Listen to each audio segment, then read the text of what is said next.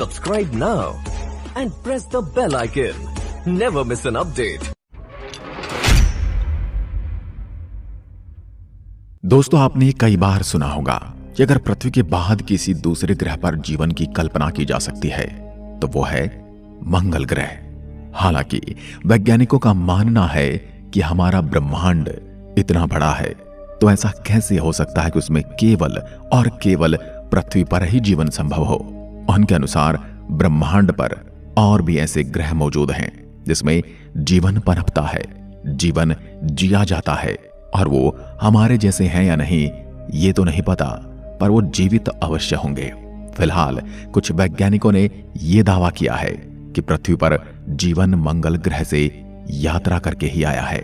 अब इस बात में कितनी सच्चाई है इसकी पुष्टि मैं नहीं करता, लेकिन क्या कभी मंगल ग्रह पर जीवन था तो उसका जीवन कैसे और कब नष्ट हुआ, ये सबसे बड़ा सवाल है। ये एक ऐसा प्रश्न है जिसका उत्तर हर कोई जानना चाहता है।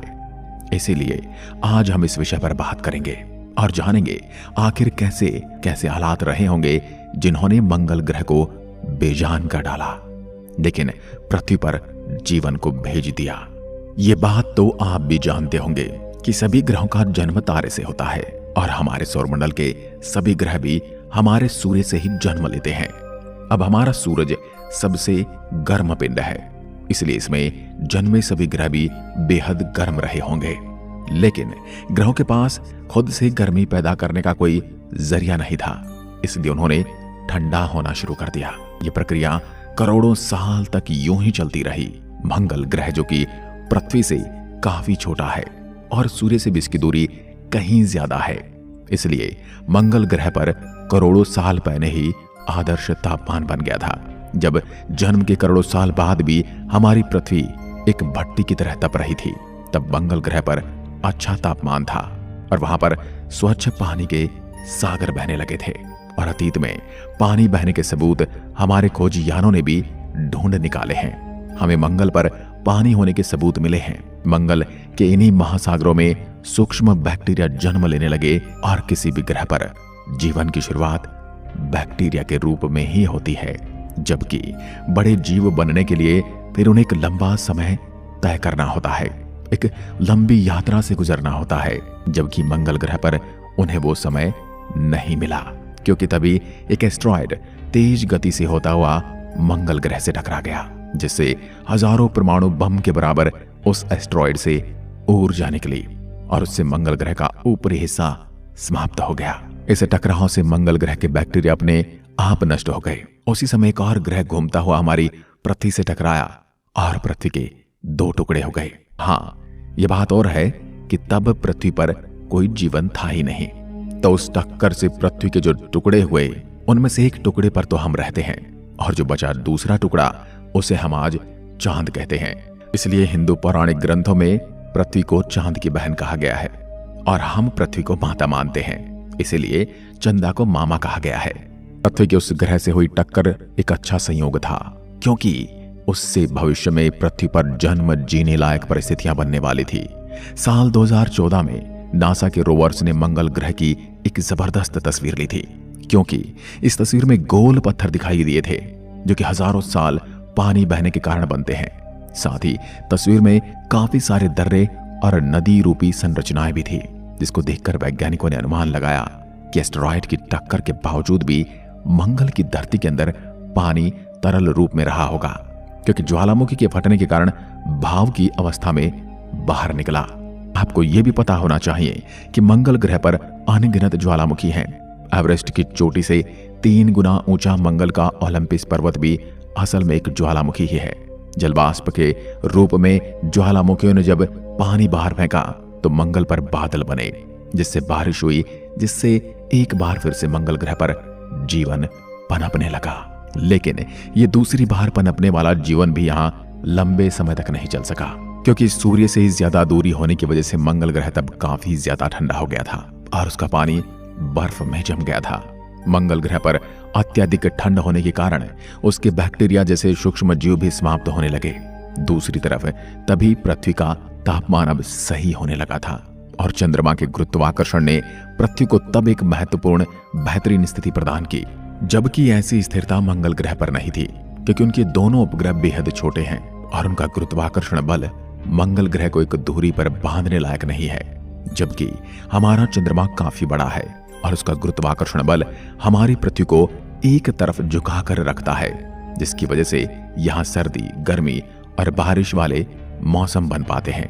पृथ्वी पर जीवन केवल मंगल ग्रह की तरह बैक्टीरिया में नहीं पनपा, बल्कि यहाँ पर समुद्रों में कई तरह के जीव विकसित होने लगे।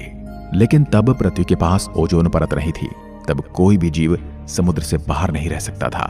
लेकिन पृथ्वी पर आदर्श तापमान की वजह से बैक्टीरिया का निर्माण हुआ, जो सूरज की गर्मी को सहन कर सकते थे। उस अनोखे घटनाक्रम के जरिए बैक्टीरिया जीवन के लिए एक बेहतरीन पदार्थ का निर्माण करने लगे, जिसे हम ऑक्सीजन कहते हैं। तब पृथ्वी पर मंगल ग्रह से कहीं ज्यादा ऑक्सीजन बन गई थी, और जब सूरज की घातक अल्ट्रा वायलेट किरणें ऑक्सीजन के अणुओं पर गिरी, तो ऑक्सीजन के दोनों परमाणुओं ने अलग होकर ओजोन परत का निर्माण किया और पृथ्वी के चारों ओर ओजोन की मोटी परत बन गई, जो सूर्य से निकलने वाली घातक किरणों को सोखने का काम करने लगी। अब पृथ्वी का वातावरण काफी अच्छा हो चुका था और यहाँ के जीवों ने समुद्र के बाहर निकलकर धरती पर रहना आरंभ कर दिया था। मंगल को जीवन पनपने के मामले में पृथ्वी तब बहुत पीछे छोड़ चुकी थी, क्योंकि मंगल पर आधा अधूरा जन्मा जीवन पूरी तरह समाप्त हो चुका था। लेकिन धरती पर विशाल डायनासोर रहने लगे, जिन्होंने 16 करोड़ साल पृथ्वी पर राज किया। लेकिन यहाँ लंबे समय तक राज करना भी आसान नहीं था, इसलिए एक उल्कापिंड के गिरने से उन विशाल डायनासोर का भी अंत हो गया। इस उल्कापिंड ने पूरी दुनिया में तबाही मचाकर रख दी थी और तापमान भी बहुत ज्यादा हो गया था।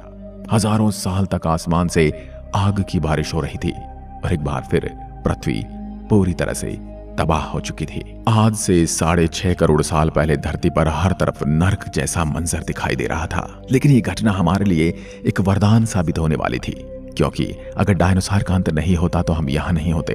उनके अंत के साथ ही स्तनधारी जीवों की प्रजाति को आगे बढ़ने का मौका मिला। पीढ़ी दर पीढ़ी उनमें कई तरह के बदलाव देखने को मिले और करीब 6 करोड़ साल चले। इस बदलाव की वजह से इंसान जैसे बुद्धिमान प्रजाति का जन्म हुआ। जहां पहले डायनासोर अपनी ताकत के दम पर राज करते थे, वहीं अब इंसानों ने अपनी बुद्धिमानी के दम पर राज करना आरंभ कर दिया। हमने यहाँ मौजूद हर साधन का इस्तेमाल करना सीखा और आज हमने इतनी तरक्की कर ली है कि धरती के किसी भी प्राणी का आसानी से खात्मा कर सकते हैं। दोस्तों, ये तो आप मानते ही होंगे कि जीवन की संरचना आसान नहीं है, क्योंकि जीवन केवल ऐसे ग्रहों पर पनपता है जहां परिस्थिति आदर्श हो और तापमान इतना आदर्श हो कि जल तरल अवस्था में रह सके, जहां हमारे चांद जैसा एक बड़ा उपग्रह भी हो जो अपने ग्रह को एकदम स्थिर रखे, जहां ओजोन लेयर हो जो सूरज की हानिकारक किरणों से बचाए रखे, और जिस ग्रह की अपनी चुंबकीय शक्ति भी हो ताकि सौर तूफान के जीवन सुरक्षित रह सके। भले ही दोस्तों ब्रह्मांड में अरबों ग्रह हों, लेकिन हमारी पृथ्वी जैसी आदर्श परिस्थितियां बहुत कम ग्रह पर रही होंगी। हाँ, ऐसा भी नहीं है कि इस ब्रह्मांड में केवल हमारा ही ग्रह ऐसा है जहां अच्छा तापमान है, लेकिन उन ग्रहों पर एलियन भी वैसे ही राज करते हैं जैसे हम पृथ्वी पर रहते हैं। जब तक पृथ्वी पर आदर्श परिस्थितियां रहेंगी तब तक हम इंसान ऐसे ही रहेंगे, लेकिन हालात भी ऐसे कब तक रहेंगे, क्योंकि ऐसे अनेक कारण हैं जिससे फिर से पृथ्वी के हालात बिगड़ सकते हैं।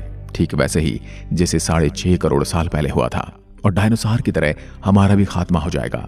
क्या पता किसी एस्ट्रॉयड से हमारी पृथ्वी टकरा सकती है, या फिर किसी घातक वायरस से हमारा अंत हो सकता है, या फिर हम इंसान ही परमाणु बम और जैविक हथियार का इस्तेमाल करके जीवन का खात्मा कर सकते हैं। दोस्तों, कभी ना कभी पृथ्वी से जीवन खत्म जरूर होगा, लेकिन यह भी सच है कि हम इंसानों का पूरी तरह से इस धरती से सफाया नहीं होगा, क्योंकि अभी हम इंसान इस धरती पर केवल 2 लाख सालों से ही हैं, जबकि यहाँ जीवन अरबों सालों से, जिसमें पृथ्वी ने हजारों मुसीबतों का सामना किया है और अनेकों बार यहाँ जीवन नष्ट हुआ है, लेकिन फिर भी यहाँ जीवन पनपा है। यानी जीवन हालात के हिसाब से खुद को बदल लेता है। इसलिए अब कोई अगर घटना पृथ्वी पर होती है तो उससे भले ही हमारा खात्मा हो जाए, लेकिन जीवन को उपजाने वाली परिस्थितियां यहाँ स्थायी रूप से खत्म नहीं होंगी और यहाँ एक बार फिर से जीवन पनपेगा। ठीक जैसे आज हम यहाँ पर राज करते हैं, ठीक वैसे ही यहाँ पर किसी का राज होगा। ये प्रक्रियाएं शुरू से चलती आई हैं और आगे भी चलती रहेंगी, यहाँ ये बात भी है कि एक न एक दिन पृथ्वी का अंत जरूर होगा और इसकी वजह बनेगा हमारा सूर्य, जो हमें जीवन देता है, क्योंकि सूर्य ऊर्जा का भंडार है और जैसे जैसे इसका ईंधन खत्म हो रहा है वैसे वैसे इसका आकार भी बढ़ने लगा है। 2 अरबों साल बाद सूरज 15% बढ़ चुका होगा और तब पृथ्वी काफी ज्यादा गर्म हो चुकी होगी और यहां से जीवन पूरी तरह से समाप्त होना आरंभ हो जाएगा।